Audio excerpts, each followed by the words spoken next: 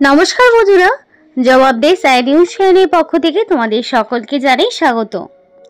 তো আজকে আমি কথা বলবো পশ্চিমবঙ্গ সরকারের পক্ষ থেকে বের হওয়া সম্পূর্ণ একটি নতুন নোটিফিকেশন নিয়ে প্রত্যেকের সাথে আলোচনা করব, যেখানে তোমরা রাজ্যের 23 জেলার যে কোনো প্রান্ত থেকেই ছেলে মেয়ে প্রত্যেকেই আবেদন জানাতে পারবে।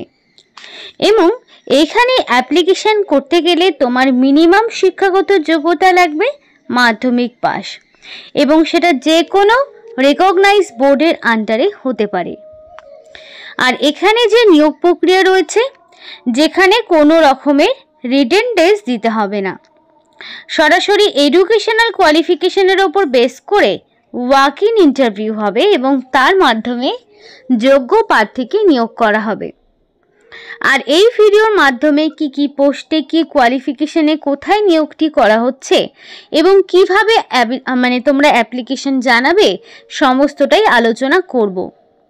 কিন্তু তার আগে প্রত্যেকের কাছে একটাই রিকোয়েস্ট জানাবো যে যারা এখনও আমাদের এই চ্যানেলটিকে সাবস্ক্রাইব করোনি তারা ঝটপট চ্যানেলটিকে সাবস্ক্রাইব করে পাশে থাকা বেল আইকনটি ক্লিক করে দিও, যাতে করে পরবর্তী সমস্ত ইনফরমেশন পেয়ে যেতে পারো। তো চলো আর দেরি না করে এবার অফিসিয়াল নোটিশ নিয়ে বিস্তারিত আলোচনা তোমাদের সাথে শুরু করব। তো দেখো, এখানে পরিষ্কার বলা রয়েছে last date for online application form filling. তো অ্যাপ্লিকেশন ফর্ম ফিল আপের লাস্ট ডেট হচ্ছে 20/11/2024, অর্থাৎ তোমাদের নভেম্বরের মধ্যে কমপ্লিটলি অ্যাপ্লিকেশন সাবমিট করতে হবে। এই 20 নভেম্বরের পরে তোমরা আর অ্যাপ্লিকেশন করার সুযোগ পাবে না। আর অ্যাপ্লিকেশনটা অনলাইনেই হচ্ছে, অনলাইন ছাড়া অন্য কোনোভাবেই আবেদন গ্রহণযোগ্য হবে না। কিন্তু এখানে কোনো রকমের এডিট উইন্ডো নেই, মানে তোমাদের যদি কোনো কারণে ভুল ত্রুটি কিছু হয়ে থাকে এডিটের কোনো রকমের সুযোগ পাবে না। তাই যখন অ্যাপ্লিকেশন করবে সম্পূর্ণ নির্ভুল তথ্য দিয়ে অ্যাপ্লিকেশন করার চেষ্টা করবে। তো সেটা লাস্ট ডেট 20 তারিখ। এবার দেখো, এখানে পরিষ্কার বলা রয়েছে the following self attested photocopies of documents are need to be submitted at the time of document verification. Document ভেরিফিকেশনের টাইমে সমস্ত রকম যেই অরিজিনাল ডকুমেন্টসগুলো রয়েছে সেগুলোকে সাবমিট করতে হবে। অরিজিনাল ডকুমেন্টস ছাড়া ডকুমেন্ট ভেরিফিকেশন টোটালি বাতিল হয়ে যাবে। তাই নির্দিষ্ট সময়ের মধ্যে অবশ্যই ডকুমেন্ট ভেরিফিকেশনটা করে ফেলবে যখন তোমাদেরকে শর্ট লিস্টেড ক্যান্ডিডেটকে ডেকে নেওয়া হবে। এবং তখন যেমন অরিজিনাল নিয়ে যাবে, তার পাশাপাশি সেলফ অ্যাটাস্টেড ফটোকপিসগুলোও তোমাকে সঙ্গে নিয়ে যেতে হবে। দুটো সেটই তোমাকে শো করাতে হবে। তার মধ্যে যদি একটুও হয়, মানে অরিজিনাল নিয়ে গেলে জেরক্স নিয়ে গেলে না, বা জেরক্স নিয়ে গেলে অরিজিনাল নিয়ে গেলে না, কোনোভাবেই তোমাকে ডকুমেন্ট ভেরিফিকেশনের জন্য অ্যালাউ করা হবে না। এবং দেখো, এখানে পরিষ্কার বলা রয়েছে যে proof of photo identity of the candidate. তো তোমাকে এখানে ফটো আইডেন্টিটি প্রুফ দিতে হবে। তার জন্য পাসপোর্ট, ভোটার কার্ড, আধার কার্ড এগুলোর মধ্যে যে কোনো একটি ফটো আইডেন্টিটি প্রুফ হিসাবে নিয়ে যেতে হবে। প্রুফ অফ এজ প্রুফ হিসাবে মাধ্যমিক বা তার সমতুল্য পরীক্ষার সার্টিফিকেট নিয়ে যেতে বলেছে। Certificate, not admit, not marksheet, certificate তোমাকে নিয়ে যেতে হবে এজ প্রুফ হিসাবে। এবং সমস্ত রকম মার্কশিট, সার্টিফিকেট, এডুকেশনাল কোয়ালিফিকেশন সবটাই তোমাকে নিয়ে যেতে হবে। মানে যেই সমস্ত পোস্ট মাধ্যমিক পাশে রয়েছে সেই সমস্ত পোস্টের অ্যাডমিট, মার্কশিট, সার্টিফিকেট ওভারঅল নিয়ে যেতে হবে। আর যেগুলো হাইয়েস্ট কোয়ালিফিকেশান তাহলে সেগুলোর উচ্চ মাধ্যমিকের অ্যাডমিট, মার্কশিট, সার্টিফিকেট, দেন গ্র্যাজুয়েশন, এভাবে পরপর সেই ডকুমেন্টসগুলো তোমাকে গুছিয়ে নিয়ে যেতে হবে। এবং যদি তোমাদের ভ্যালিড কাস্ট সার্টিফিকেট থাকে, মানে তুমি যদি SC, ST, OBC কোনো ক্যাটাগরির মধ্যে বিলং করো, তাহলে তোমাকে সেই ভ্যালিড কাস্ট সার্টিফিকেট নিয়ে যেতে হবে। আর তুমি যদি জেনারেল ক্যাটাগরি হয়ে থাকো তাহলে তোমাকে এগুলোর কোনো সার্টিফিকেটই নিয়ে যাওয়ার প্রয়োজন নেই। এবার দেখো সিলেকশন প্রসেসটা বলি।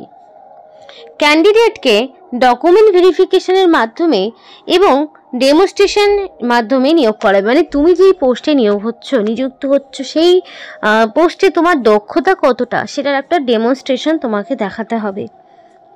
তাহলে কি কোনো রকমের কিন্তু লিখিত পরীক্ষা নেই, মানে লিখিত পরীক্ষা ছাড়াই তোমাকে নিয়োগ করা হবে।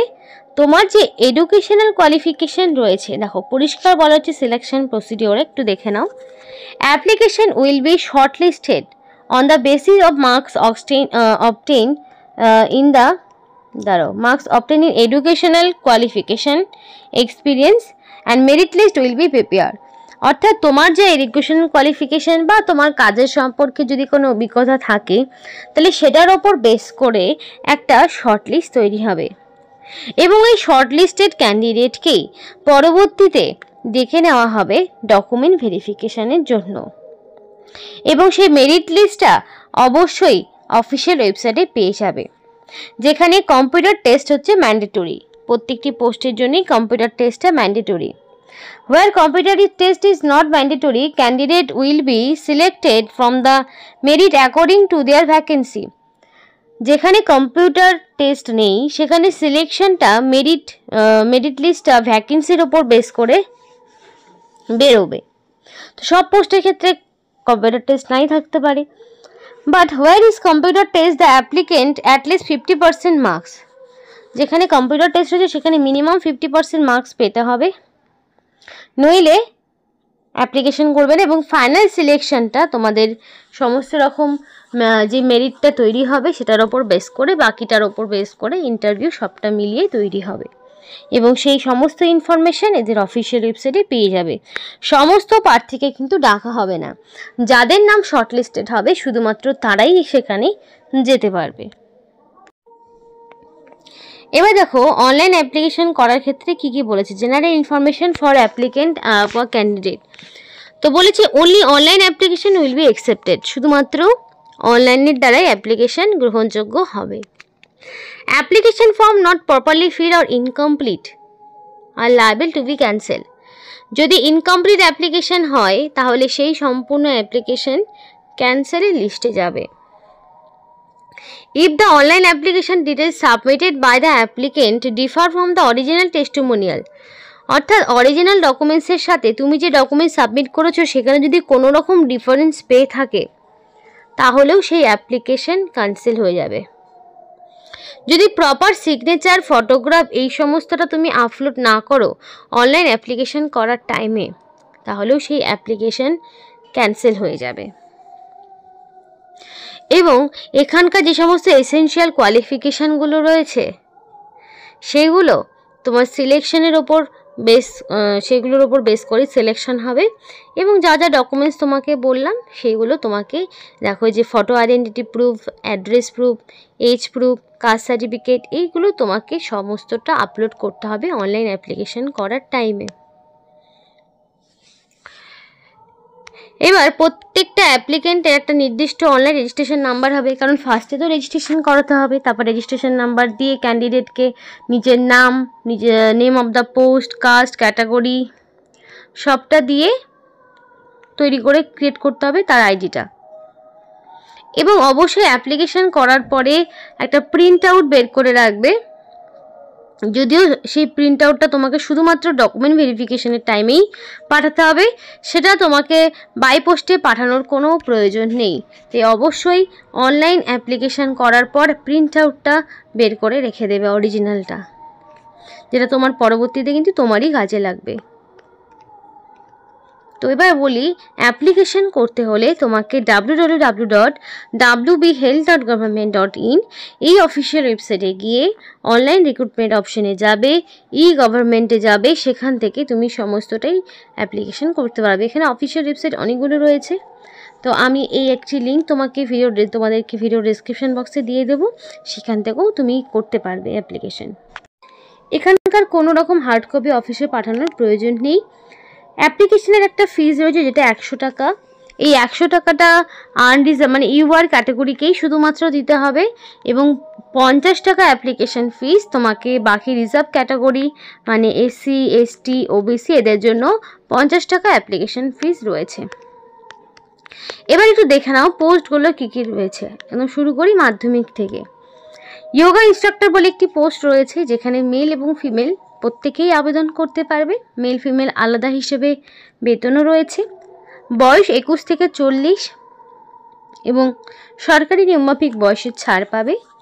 এসেনশিয়াল কোয়ালিফিকেশন মাধ্যমিক বা তার সমতুল্য পরীক্ষায় পাস থাকতে হবে এবং পাশাপাশি যোগা সার্টিফিকেট লাগবে।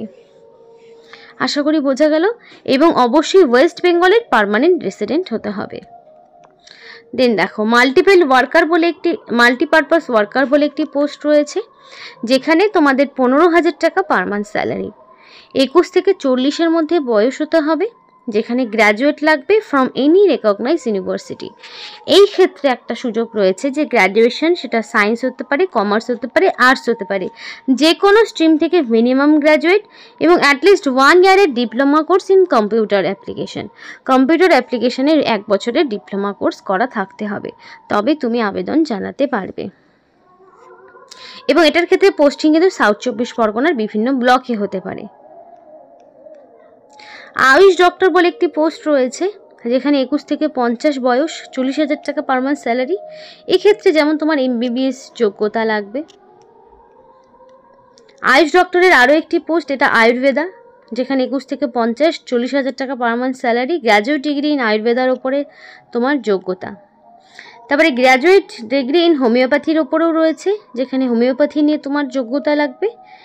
আর 40,000 টাকা পার মান্থ স্যালারি, 21 থেকে 50 ম্যাক্সিমাম বয়স। তো নর্মাল গ্র্যাজুয়েশন, মাধ্যমিক এবং ডক্টর ডিগ্রি সব রকম যোগ্যতাই রয়েছে। নিয়োগটি তোমাদের national Ayush mission, district health and family welfare সমিতি, সাউথ 24 পরগনা থেকে করা হচ্ছে এবং নোটিফিকেশন এখানে 5ই নভেম্বরে আউট হয়েছে এবং এখানে অ্যাপ্লিকেশন 20 তারিখ পর্যন্ত জারি থাকবে।